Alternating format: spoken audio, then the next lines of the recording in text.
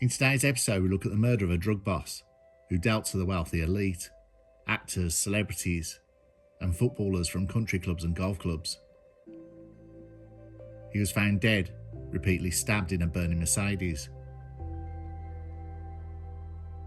As his murderer attempted to take over his drug empire was sentenced to life. The judge even commented, every so-called celebrity who sniffs cocaine or smokes heroin shall be made, in his opinion, to listen to this case, to see the degradation and what this process brings about.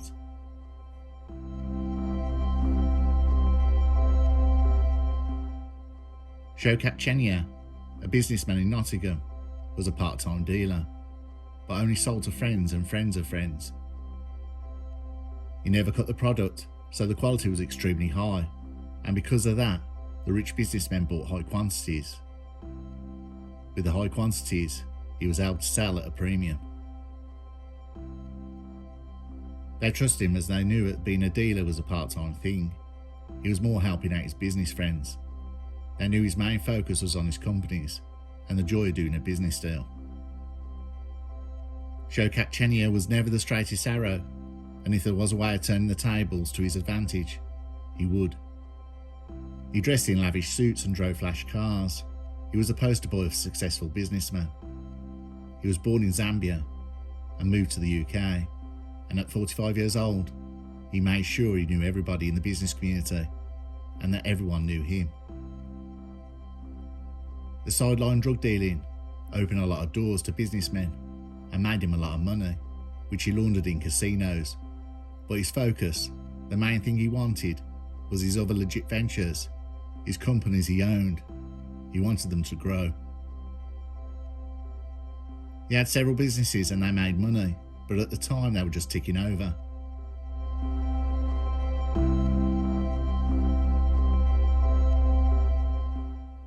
But one day it all got out of hand when he got in well over his head into the extended construction revamp of an established golf course / club with other business parties. His share and part in the golf club deal was to arrange the architects, construction and permits, so everything would run smoothly. The other investors' parts in the club were money men. With the completed deal, it set him up top tier in the business world. It was a juggling game that Shokat was not very good at. He held on to the investors' money and delayed in paying the contractors, who he tried to cut their prices and pay them with cash to keep it off the books.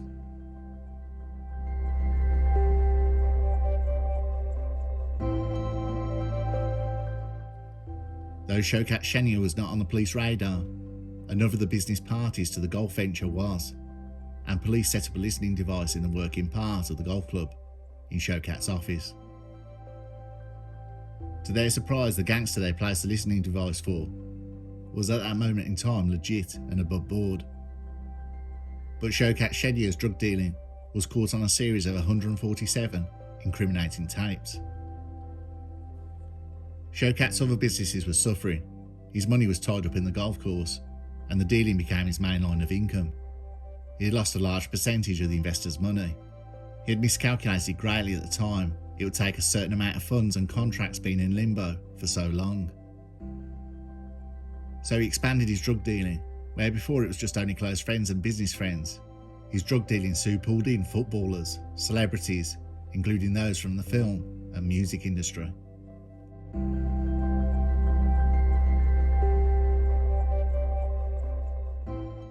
He was the safe go-to guy for good stuff, and he was employing more people to do his deliveries. Now with the drug dealing expanded, he was running out of places to stash the product.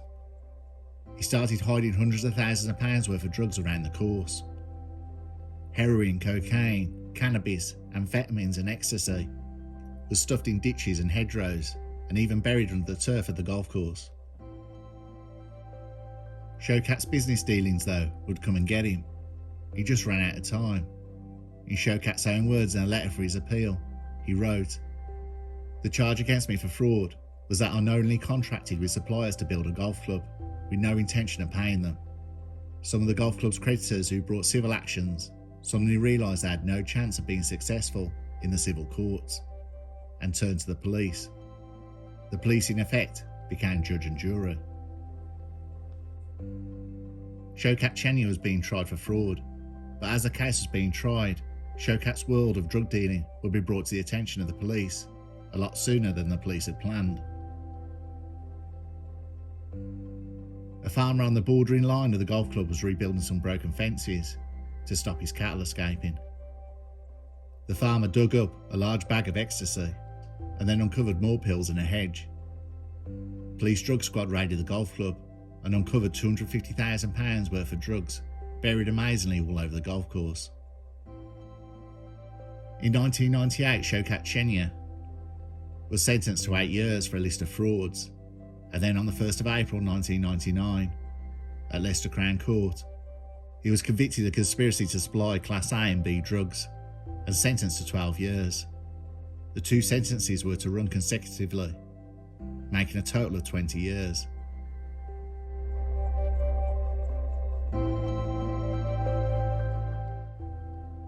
Shokat Chenia had lost everything, but kept the dealing going.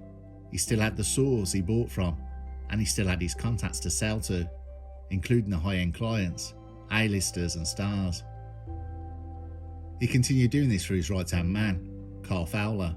Deliveries kept moving. Shokat's solicitor was certain that his client's conviction was unsafe.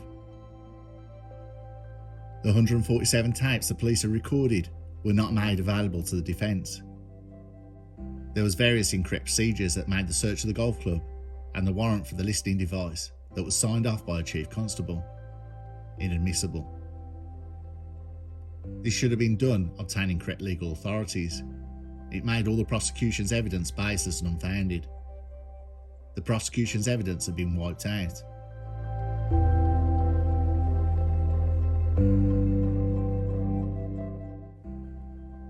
Shokat's sentence for fraud still stood, but his drug conviction was quashed.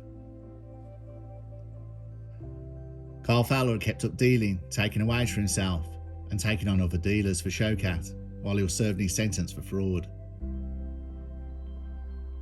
Shokat walked out of prison to a drug empire that had become massive.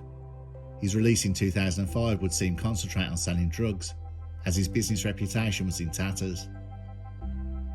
He continued to live a very good life with his 8 children and a nice house and car and all the lavish items money can buy. But an incident with Carl Fowler would change everything. Carl Fowler started using, though he was a functioning addict. Shokat had been made aware of this and he wasn't happy, but he and the dealers were making vast sums of money for him. A few months before Shokat's release, Carl Fowler confessed to Shokat that he lost some drugs valued at £30,000. The hiding place he had for them had been discovered. It was some old garages with false ceilings. Shokat didn't believe him. He believed he smoked it or pocketed it.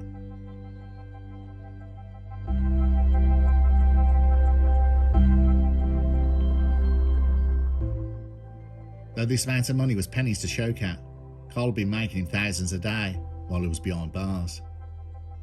Shokat was tighter than a duck's arse, and he could only think of the 30 grand that had been taken. In a decision that would become his undoing, he had Carl Fowler viciously beaten, which included being pistol whipped about the face as punishment. While Carl Fowler spent the week recovering from his beating, he got more and more angry. He had kept Shokat's drug business running to the point it actually grew in size.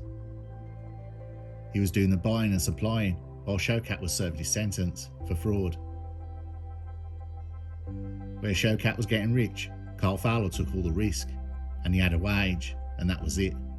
His loyalty to Shokat ended that day of the beating.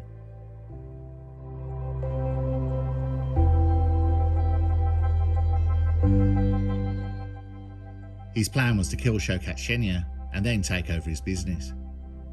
The only men to have the drug contacts was Shokat and himself. He would then take over Shokat's empire and dealers who he had recruited. 2 weeks later, Carl Fowler stabbed Shokat Chenia in the neck, stomach, heart and liver. Carl Fowler carried out the killing in Leicester and then drove Shokat's car to Nottingham to throw police off the scent.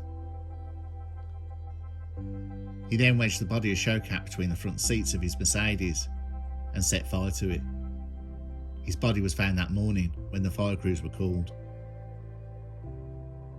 The murder of Shokat Chenia in a burning car made the news. Reports highlighted his past involvement in the drugs trade and his cross-conviction. Initial thoughts it was someone who had double-crossed him in a business deal, but investigations soon showed that Shokat's drug empire was huge. And then investigations led police to think there was thoughts of a rival dealer who was trying to take over Shokat Chenia's drug business. Police opened a murder investigation, but they would find the killer they was looking for the next day with an anonymous tip.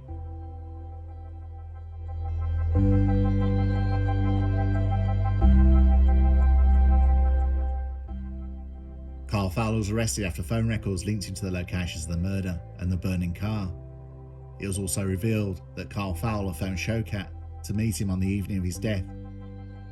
In court, Carl Fowler claimed he was robbed of the phone, cash and cocaine by two men who on an earlier occasion had beaten him and placed a gun in his mouth when police leaked his whereabouts from his phone data the night of Shokat's death.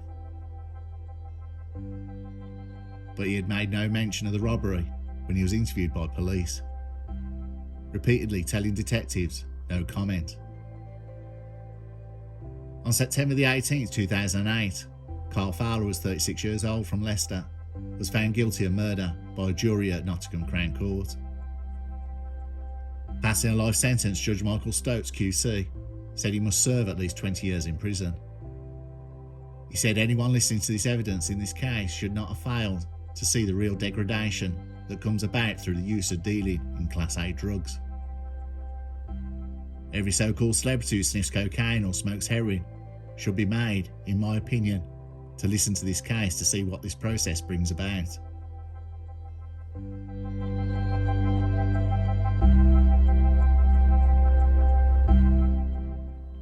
So there we have it, folks, a winding tale, a story how a drug empire unravelled, how a businessman obsessed with money beaten the very person who stood by him. The beaten man, who then, so upset at being taken for granted, snapped and tried to take it all. No one won, lives ended and have been ruined.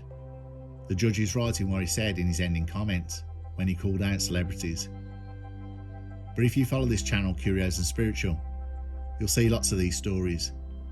Digging in the newspaper archives and court records, this has been a real jigsaw to put together. Starting off with the burning Mercedes, going from 1997 then to 2008. Now if you look at this one, really look, not only the user are the victims in a twisted kind of way, something they don't see at the time, the dealers become the victim also. If it don't cost you your life, it will at some point certainly cost you your freedom.